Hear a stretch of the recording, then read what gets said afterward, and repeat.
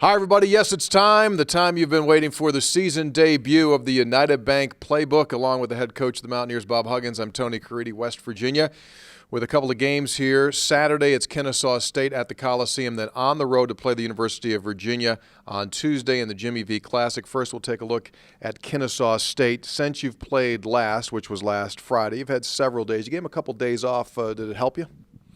Yeah, I think so. I mean, it had been a long time to go practice at this time of the year, so we gave them a couple of days off. They were very good on Wednesday and good the rest of the week. Collectively, as a staff, before the kids came back to start practicing again, what were the biggest things that you were hitting on that you want to correct, you want to fix? The recruiting trail. We came back and went right on the road, and it's anytime you get a day off, you got to go out and recruit for next year. But we're trying to just get better at the pressure. You know, our angles still got to improve. We got to do a better job on the ball. We've got to cut down fouling, and I think the biggest thing is we can't turn the ball over as much as we've turned the ball over. If we can get our turnovers 10 below 10 with what we're creating at the defensive end, then we're going to be hard to beat. How much are you taking the fact that you're among the nation's best when it comes to defending the three-point shot? Is that too early of a sample to look at, or do you think that's going to be a continuing strength of this team? I don't think it's a big enough sample yet. But I do think what happens is people get worn down. People get worn down and they don't have legs, and things have a tendency to come up short on them. But I think that was the case a year ago. If you look at our numbers from first half to second half, they were dramatic.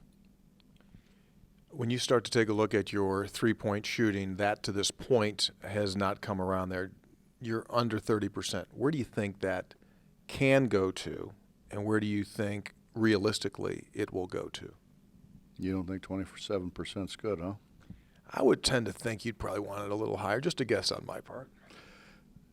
Yeah, I'm honestly kind of surprised because I thought, JC's shooting 38, 39%. I thought at least early on he would be a little higher than that. Dax is shooting 20, and we thought he'd be a 40% three-point shooter.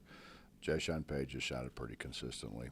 And then Nate and John haven't shot it as well as we thought they would shoot it.